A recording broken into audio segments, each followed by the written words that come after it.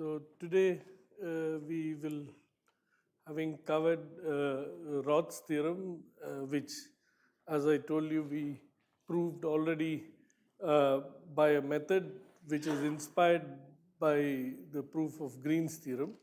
So we have a plan ready to prove Green's theorem, really speaking. We have actually developed a number of the preliminaries that are involved with Green's theorem in view.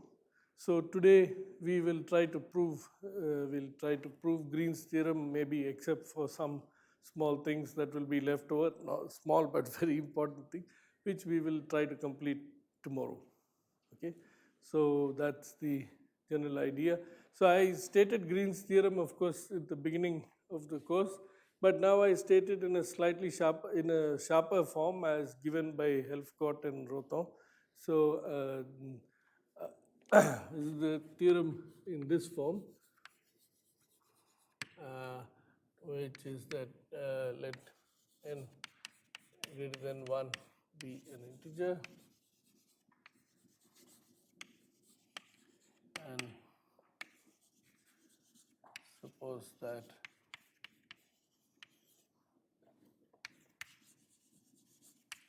A is a subset of the primes between in 1 to n, so the primes in 1 to n. This is the set of primes satisfying, so it's big enough, so satisfying cardinality of A divided by the number of primes, which means up to n, which is the relative density of A in the set of primes, is greater than up to a constant triple log n by double log n to the power of 1/3 to the power of 1/3, then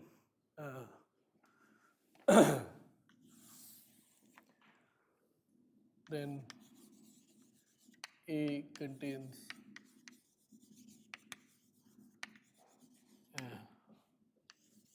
non-trivial 3-term arithmetic progression AP. That is, it contains x, y, z in A with x plus z equal to y and x, y, z distinct.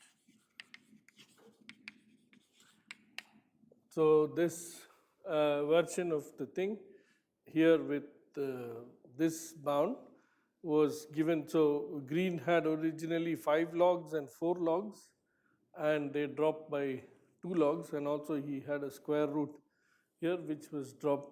So they dropped 2 logs on what Green had obtained, and this result in this form is due to Harald Helfgott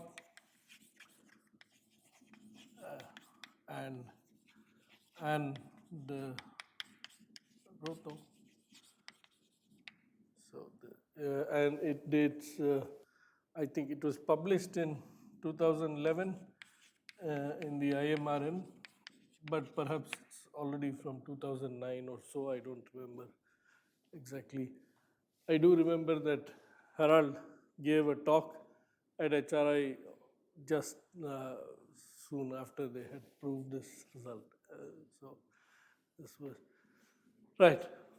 So you see this this result, of course, Green's theorem, the original one, and this is an improvement on Green's theorem. So these two results really, solved a problem that was open for a long time. Really, and a number of very formidable, very famous mathematicians had tried this problem, and we will now see that the solution, at least today in hindsight, can be put in fairly simple terms once we have seen what seen a proof of Roth's theorem along the lines that we have done. So the first device in proving this theorem is what is usually called the W trick. So an application of the W trick.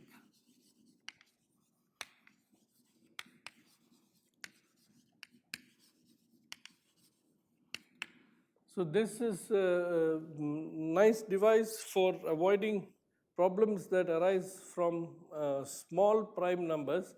Now I'll just leave it at this without clarifying further what that means. But we will see the precise role of this thing a little later. When we get to the details, we'll see where this W trick appears. But the idea, at least to start with, is to say that, okay, so suppose you have A has cardinality bigger than, say, delta n.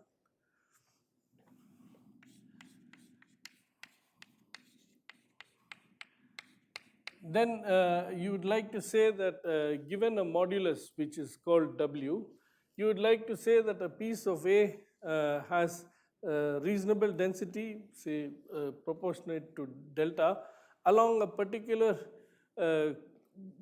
arithmetic progression mod W, and use then the intersection of A with this arithmetic progression in place of A. So then you have additional structure on A, in that you know that its elements lie in a particular arithmetic progression mod W, and this is used inside the proof at a crucial stage. Okay, so to say it properly, so suppose that cardinality of A is greater than delta n, so delta some positive number. Of course, this delta we will have to eventually, when we impose the condition that A contains no three-term arithmetic progression, we will have to show that such an A has cardinality less than this times n, pi n. Okay, so here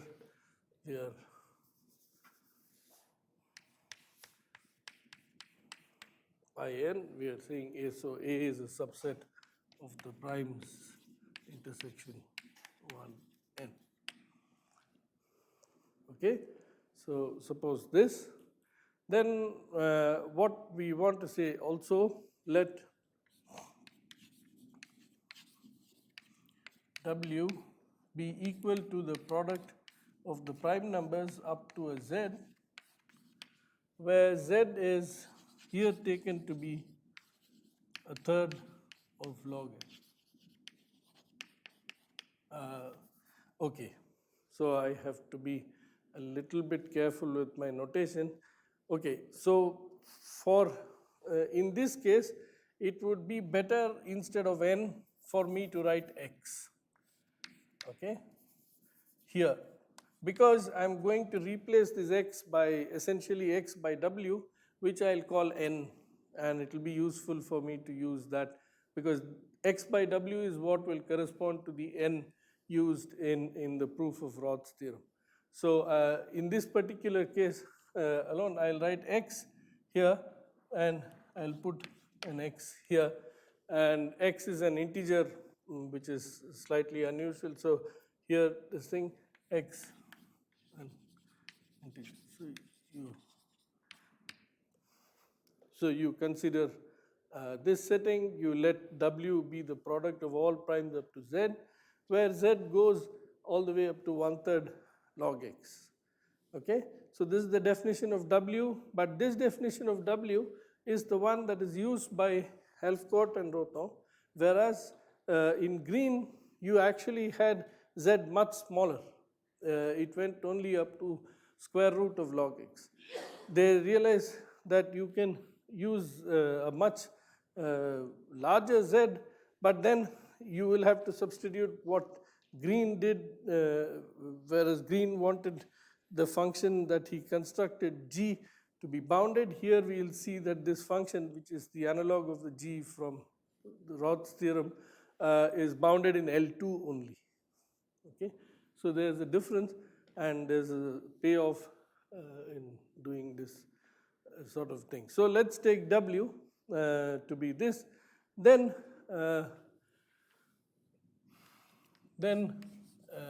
there is a B 1 less than B less than W, B and W co-prime, such that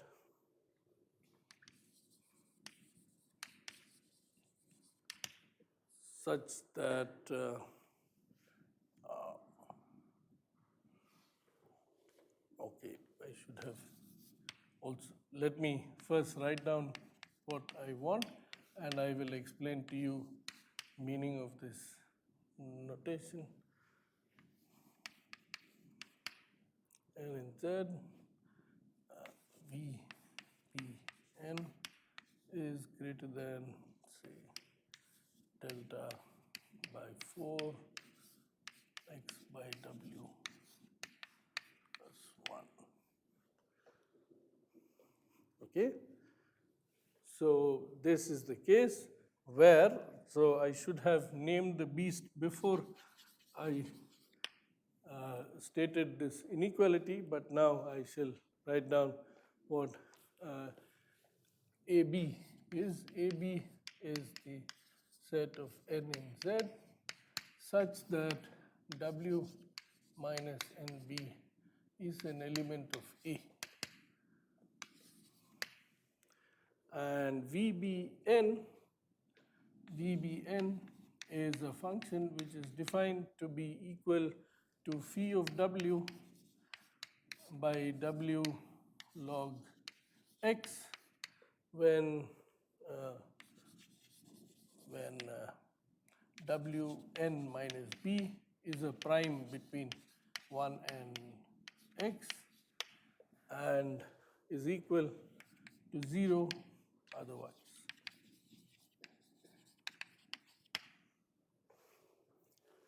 So I'll let you absorb the definitions of these two. AB is the set of n in Z such that Wn minus B is in A.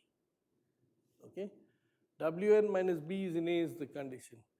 So it's not, I mean, these are not the n's. The n's are those such that Wn minus B is in A. Okay, that's one thing. This is, you see, log x is roughly the density of primes up to x, and you multiply this density. So in principle, you would just weight the primes by this log x to get something. So what is the principle for proving this theorem? The difference between this theorem and Roth's theorem is that A is a subset of prime numbers, which is of zero density, as in the number of elements is x over log x in 1 to x, and as x goes to infinity, this limit, I mean, this is the ratio of the cardinality of this by x goes to 0. That's, we know Roth's theorem, but Roth's theorem applies only for subsets which are dense in 1 to x, namely contain a positive proportion of the numbers from 1 to x.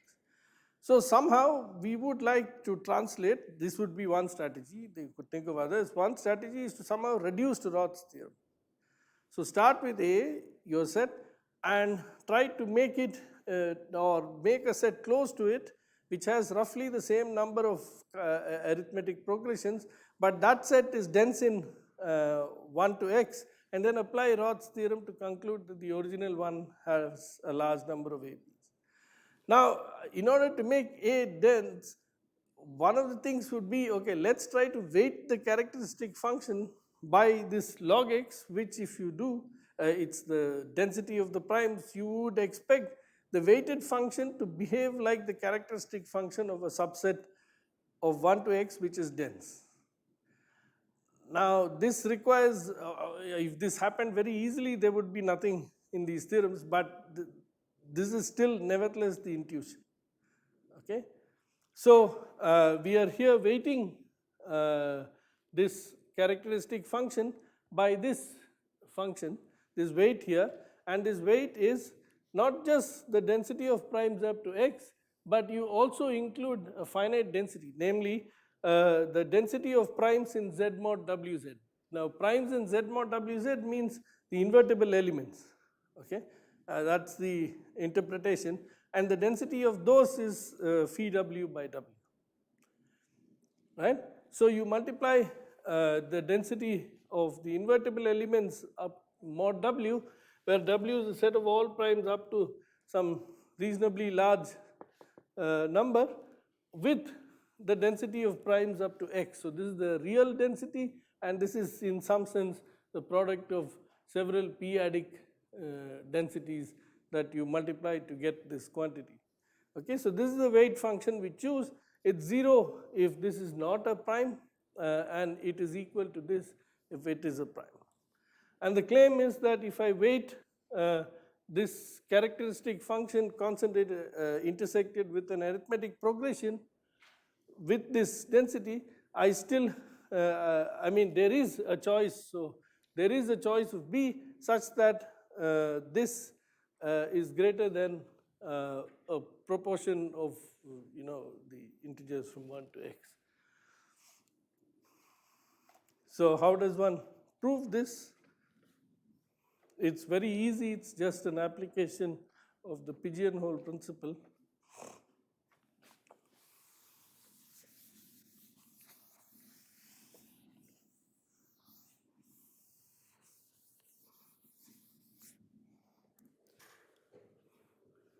So firstly, we have proof of this fact, or proof that there exists such a B which satisfies this thing, is we have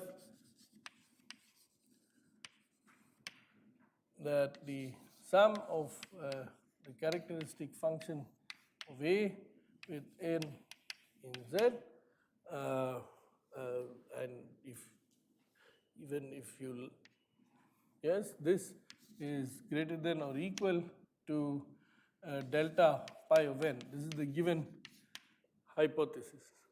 And this would mean that this is greater than or equal to delta n, rather pi of x over log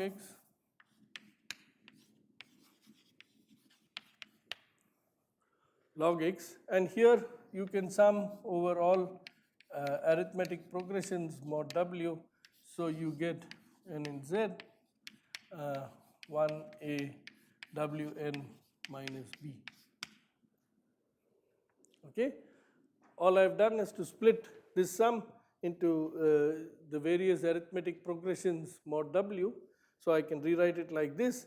And here I've said I've used pi x is greater than half of x over log x, which is a reasonable bound from the Chebyshev bound for x large enough. So this would imply this. Now you see that A consists only of primes. So if B is not co-prime to W, so if B and W have a common factor, then 1A Wn minus B is 0, because A consists only of primes, and if B and W have a common factor, then this number is no more a prime, and therefore it cannot belong to A, right? So when B is not co-prime to W,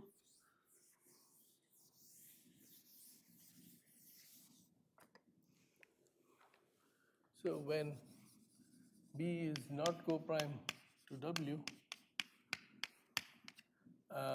1A Wn minus B is 0, since A is a set of primes.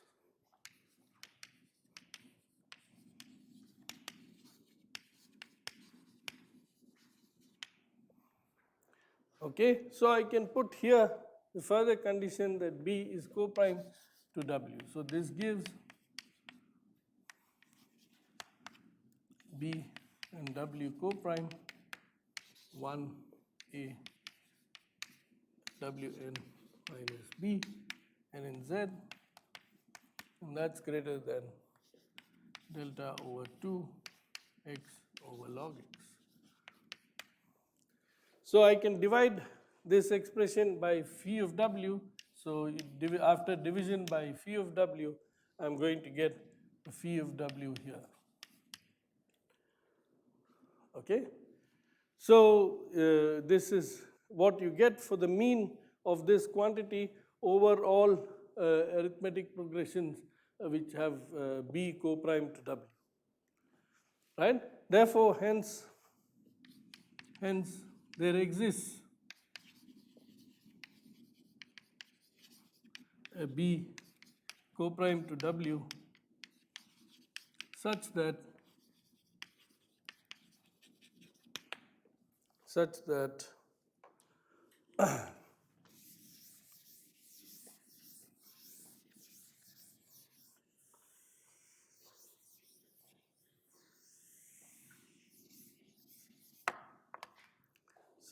that 1 a wn minus b and here n in z is greater than or equal to this quantity delta by 2 x log x and phi w. Okay, so this is what I get.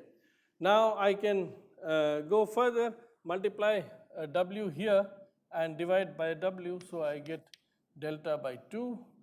I rewrite this as w phi w log x delta by 2 times x over w. Okay, and I have here n in z.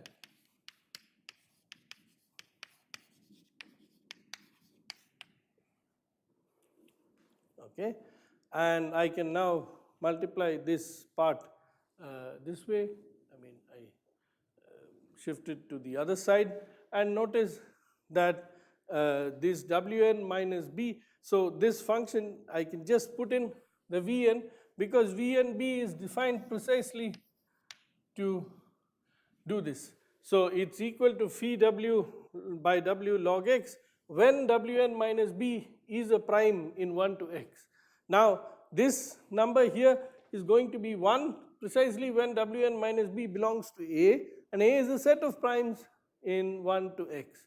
Therefore, you can just rewrite this thing after cross multiplying the phi w log x and w as precisely n in z 1a wn minus b vbn is greater than or equal to delta by 2 x by w, and that's greater than, say, delta by 4 the integral part of x by w plus 1.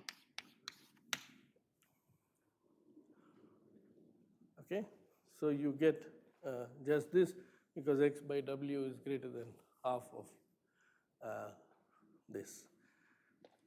Good. Now, let us just work out bounds for what are the n's in z for which this expression is going to be non-zero. Okay. So this wn minus b must belong to the interval 1 to n.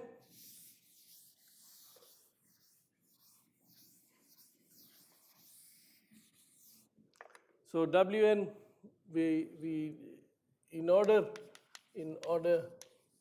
that 1a wn minus b vbn 1ab. So okay. So 1a wn minus b is the same exact thing as 1. First of all, let's just say 1a wn minus b is exactly the same thing as 1ab of n, because ab is defined precisely so that it's just the same thing. AB is the set of n for which wn minus b belongs to A. So it would be the same thing. Okay. So in order that this 1abn is non-zero, that 1a wn minus b is not equal to 0.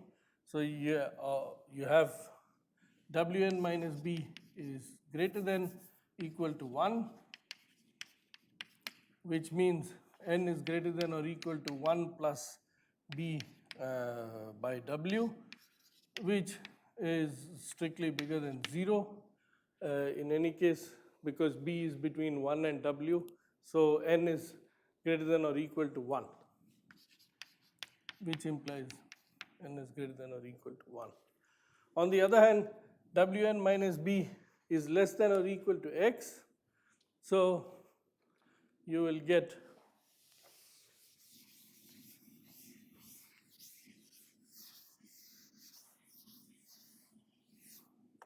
Wn minus b is less than or equal to x, which let us say is say q w plus r. X is an integer and leaves this remainder, and therefore n is less than q plus r plus b by w. R is strictly less than w because it's a remainder on division by w. B is less than or equal to w. In fact, it's less because it's co-prime, but anyway, it's less than or equal.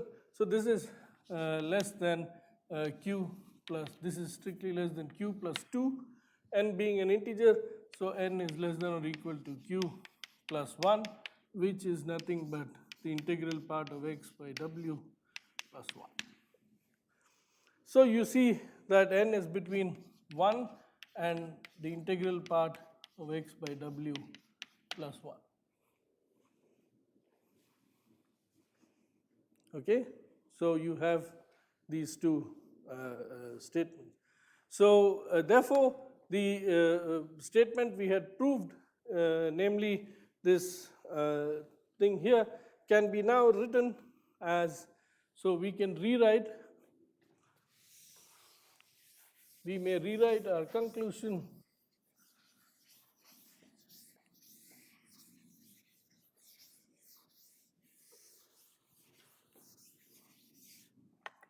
we may rewrite our conclusion as there exists is a b 1 less than b less than w, b and w co-prime, such that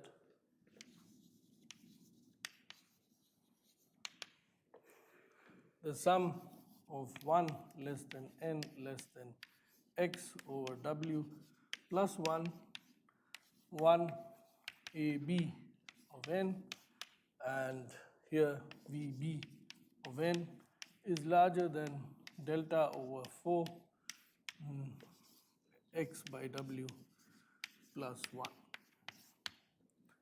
So we have shown that there exists a modulus, w is fixed, there exists a residue class mod w such that the A cuts enough elements out of the arithmetic progression b minus nw.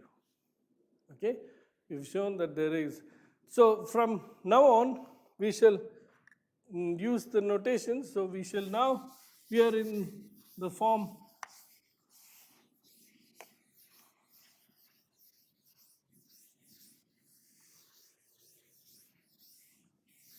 so we shall henceafter write henceafter VB, V shall denote VB, okay, A shall denote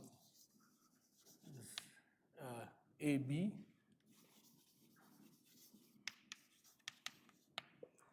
and N shall denote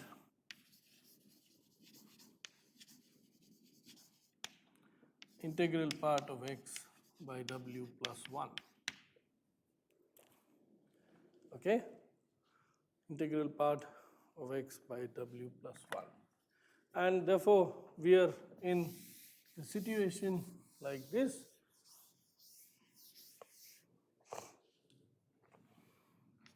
One A n Vn n between 1 and n is greater than or equal to delta by 4 n. And in principle, one should just replace the delta by 4 by delta. I mean, as in write delta in place of delta by 4. Think of delta by 4 as the new delta. Okay? So you'll work actually with this delta by 4 rather than the given delta, but I'll just let it be. All right? So now we are in this situation where you see that this function here, if I call, if we set Fn to be 1an Vn, then Fn satisfies f is a positive function which is less than Vn for all n in Z, and V is support of V. If you I should redefine the support of V to be 1 to n. I mean, just consider only Vn between 1 and n. Okay, set support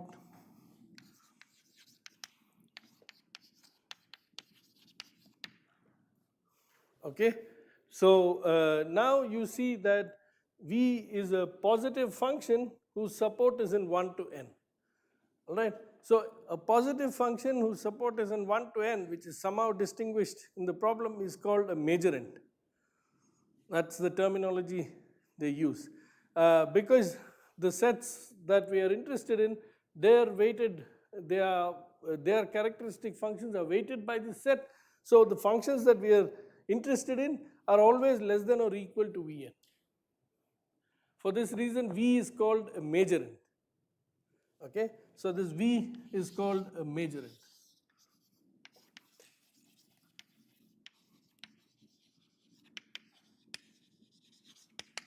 So the question becomes, what properties should V satisfy? Are there properties that we can prescribe on V so that one can produce these approximants to f, like the function g in Roth's theorem? We had an f which was just the characteristic function of A, and we produced a closed approximant g which had the nice property that even though f and g were closed in Fourier transform, the support of g was much bigger than the cardinality of E. I mean, the cardinality of the support of G was much bigger than the cardinality of E. Okay? Here, what we would like is it possible to produce a close approximant to f in Fourier transform? That approximant let's call G, such that the support of G is a dense subset of 1 to n. Okay? If the support of G is a dense subset means containing positive proportion of the integers from 1 to n, very much unlike A, then what would result is you could apply Roth's theorem to this support and conclude the one for A by the fact that f hat and g hat are close by. Okay? So this is basically the strategy. So the question becomes, can you prescribe some conditions on V, the weight function or the majorant function, which will guarantee the existence of such a G, an approximant G. Okay? So here are the properties of V, and from this we will show that there exists such an approximant and conclude the result using this.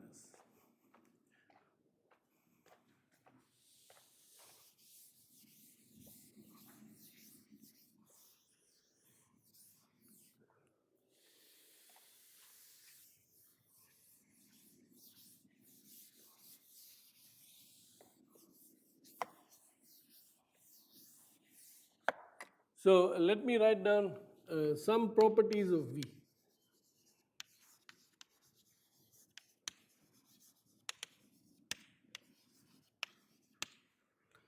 So one is that Vn is of course positive for all. And secondly, Vn is yeah, V is supported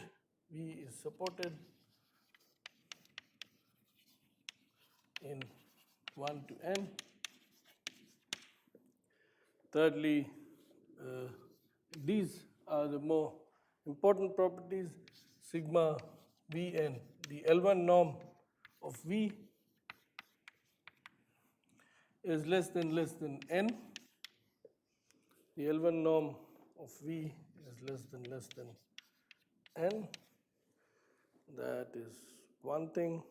And fourth property is that it satisfies, so Vn squared and n in z. So you can see here too, one can just write n in z, doesn't matter.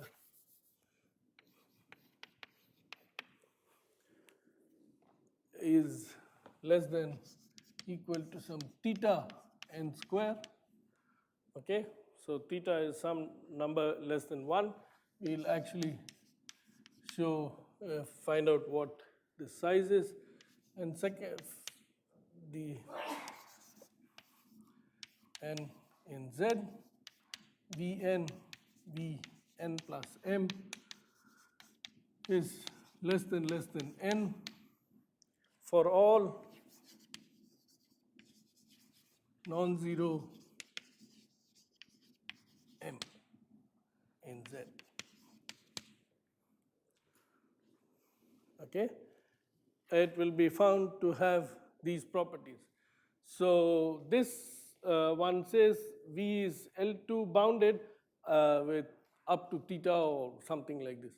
I mean, just to qualify the theta within the fact, I mean, so this is an important property. Of course, you have to specify what theta is, which we will do subsequently. So this theta will give you the saving, will tell you how close the approximate that we construct for f, which is this 1a times Vn, how close the approximate in Fourier transform is to f itself will be described using this theta. Okay, and one of the very key property is this one, that if m is not 0, see, if m is 0, the order is, one is thinking of it as something like n square. But if m is not 0, okay, it's to be bounded uniformly by something of order n. Okay, and in fact, it is in proving this that the W trick plays a key role. You wouldn't get this if you didn't choose W to be what it was and applied the trick. That gives you an extra parameter to allow you to prove this. Okay, so with V satisfying these properties, which we will verify at the end, now let's just go ahead and see how these properties allow us to construct the approximant, and from that complete the proof of Green's theorem.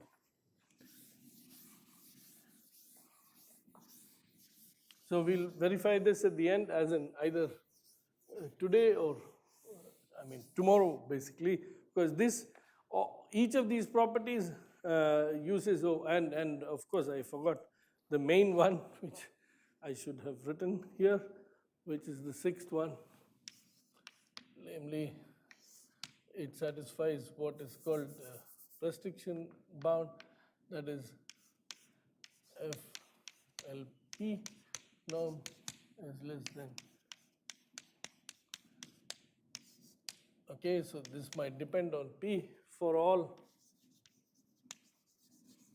F with 0. This is called the restriction estimate.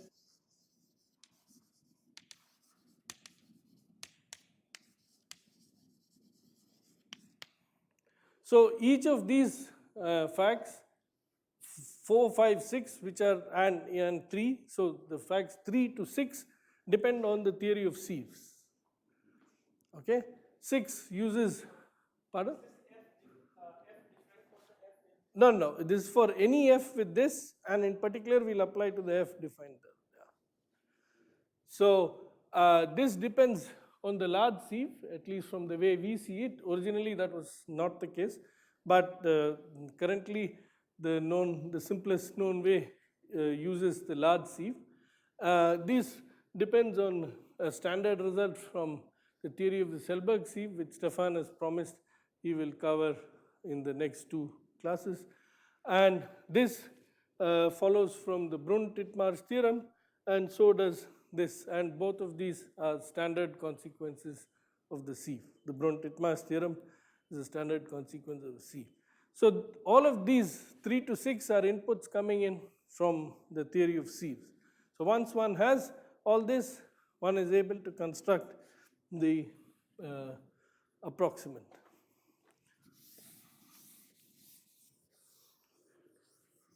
So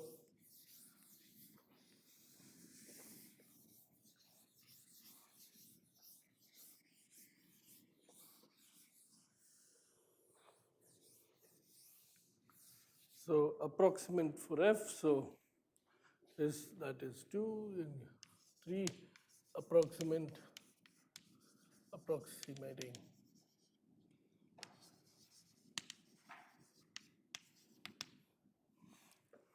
f. So there exists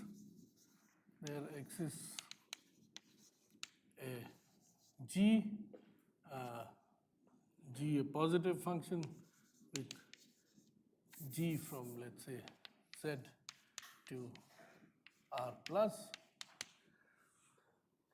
such that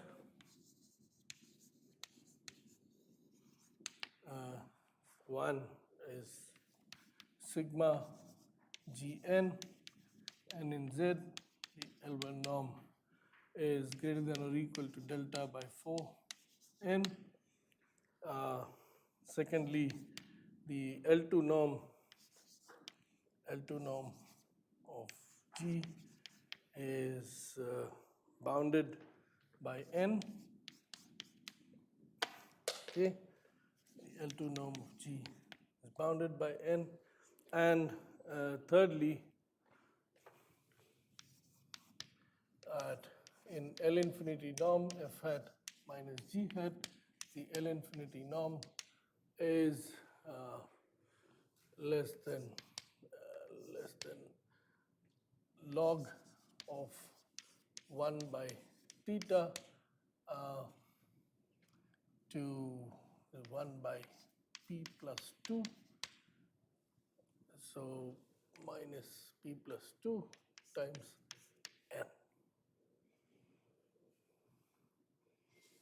Yeah, epsilon is 1 by p plus 2, and here this is this, that's where that p plus 2 comes in from this assumption, and here it's crucial to state that f satisfies this restriction bound for some, in fact it will satisfy for all p in with 2 greater than p less than equal to 3. Certainly, in fact, for all p greater than 2, it will satisfy. P greater than 2 less than 3 is what we need. Okay. Now then, what one does is to choose any p between 2 and 3. The closer p is to 2, the better. But then you can't go on with it. So you choose, say, 2.5 or something like this, and you will get a result. Okay. So you have an approximant to f. It is L2 bounded, and in L1 it's bigger than delta f. These three facts are hold if your V satisfies these 6 properties. Then for f that you have here, namely these for f equal is 1 a n b n, where a, you should remember, is your a b. Okay, so this, then you have these 3 properties. Now, how do you prove this? Exact same thing as in Roth's theorem. Okay, Of course, Roth's theorem, the proof I gave was inspired by such arguments, so it's not surprising.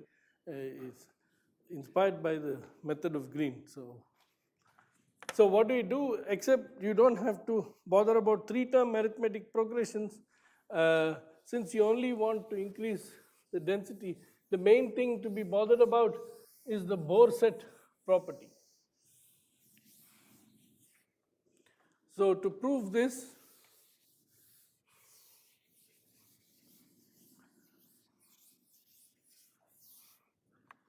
so let B be the Bohr set. So here what you do is you let proof. So here let 0 less than epsilon and this. Okay, I recall that with these two things you set S to be the set of T in T for which the Fourier transform f hat T is big, say eta times, because the L1, I have said that the L1 norm of V is less than n, so it turns out that the L infinity norm of F, which is less than the L infinity norm of the Fourier transform of F, which would be less than the L1 norm of V, is less than n, right? And therefore, you can think in terms of n here. Makes sense to ask, look at this set. So you set S to be this, and B, the Bohr set relative to S for epsilon, is the set of all n in Z, such that n times n is less than epsilon n, so its size is restricted, and it approximates every t in S by epsilon. So this is the Bohr set. And you will recall that we showed that this obviously finite set, because n is less than epsilon n, has at least, this finite set has at least say, epsilon by 4 to the power of some constant by eta to the power of p plus 1 times n elements. So that's what was shown. So we could just, in this particular situation, let's just take epsilon and eta to be the same, which we will fix later to be something, but let us take them both to be the same. So let us take epsilon equal to eta here. Okay, that's one thing. Now, how does one go about constructing this thing? We fix B to be equal to this Bohr set, which has more than this much cardinality. Okay, so we fix B equal to this BSE epsilon, and you take the convolution with the normalized characteristic function of B. You just set G equal to F convolution, set G to be equal to F convolution 1B by cardinality of B. Okay. Now, exactly as in the proof of Roth's theorem, F hat and G hat will approximate each other, will be close to each other. So we set this to be the case, and you have therefore thus G hat is equal to F hat times 1 by the cardinality of B times the Fourier transform of this, and then you subtract with F hat, use the definition of the Bohr set, and you will see that F hat minus G hat, which would imply that F hat T minus G hat T is less than eta or epsilon times n. This is precisely what you get. We did this already once, and here epsilon and eta are going to be taken to be the same. Of course, we have to see what that is. So the next part is to show that of course, I have to arrive at this expression for eta, and that I will arrive using the requirement that gn squared. So I want this requirement to be satisfied. This is automatically satisfied simply because G is F convolution 1B, and so if you take sigma Gn, it's going to be equal to sigma Fn, which is greater than delta by 4n from the way we defined A. Okay, F was 1A times Vn, and the W trig gave us 1A times Vn, the sum is greater than delta by 4n. So the first part is obviously satisfied. It's the second part that needs to be satisfied, to be checked, and that's in fact the key idea of Helfgott and Rothau. And but that's very easy to check. It depends on a extremely classical manipulation. So you have the convolution of f and this function, and you have to estimate its L2 norm. Now the L2 norm of a convolution appears in analytic number theory from very classical times. The van der Koppert inequality is based on getting a bound for such a thing. So one has a standard, so this is G square n, n in Z, and that is the sum, say F convolution H n square, okay, where H is like I have done with Rod's theorem, this by this. Okay. Now what is, how is this done? So you take this sigma n and here, and sigma m fm h n minus m times sigma k fk times h n minus k. Now you can gather all these sums together, interchange them, and eventually get what I am writing, or you can try to use the properties of Fourier transform to write down what I am writing. Either way, using the fact that all these are positive, you will finally get sigma here, let me say m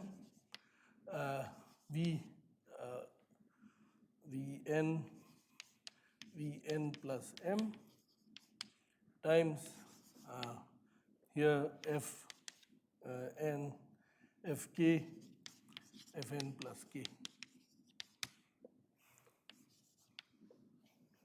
Okay, and here n z. Let me see. This is, I would like the thing to be based on the shift rather.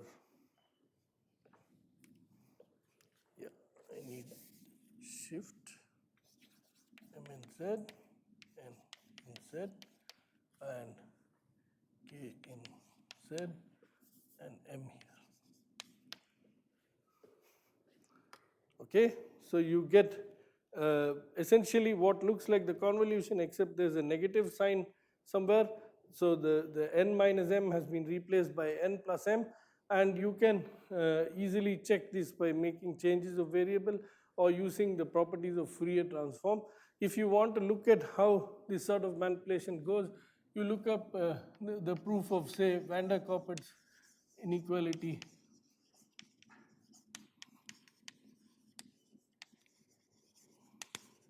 In any basic book in analytic number theory.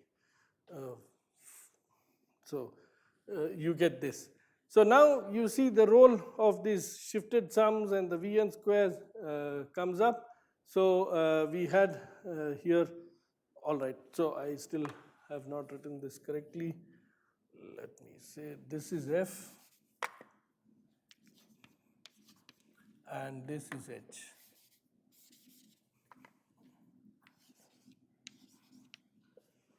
Okay, this is what you get. Now, how does one estimate this? Since f is less than v, so this whole thing is anyway less than.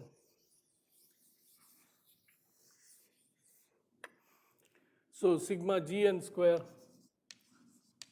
g n square n in z is less than or equal to, since f is less than or equal to v and we are dealing with positive functions, this is less than here m sigma v n v n plus m n in z times the one for sigma hk hk plus m k in z. So I'll just take 5 minutes more since I started a little late. So, oh, anyway, this is the 5-minute thing. Okay. So now you see, you split this into two sums. The one for m equals 0 is treated, you look at the part that comes from m equals 0 and m not equal to 0. Okay. The m equals 0 will give you Vn square here if you put m equals 0 and hk square. But h is the characteristic function of b divided by its cardinality. So the characteristic function square is simply itself, whereas the cardinality will square.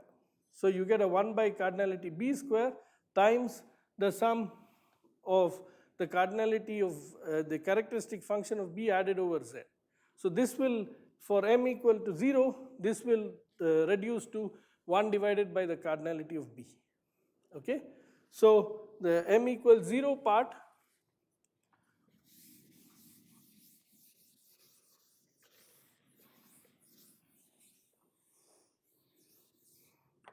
so the m equals 0 part will give the terms corresponding to m equals 0 will be sigma v n squared times 1 by the cardinality of b.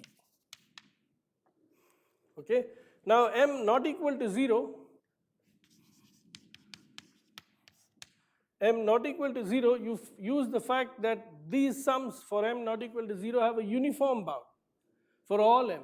Okay? And m anyway has to be less than n. Otherwise, since v is supported between 1 and n, this sum will anyway be 0. Okay? So it's not so remarkable that you have a uniform bound. I mean, you must not think that for very large m, how is it possible that you get a uniform bound? It happens because v is supported in 1 to n. Okay? So you have here for m not equal to 0, this thing becomes m not equal to 0 is become less than n times this sum hk plus m k in z. Now having used this uniform bound n, which comes from the properties of v, you have here m not equal to 0, you can forget that condition and put it back.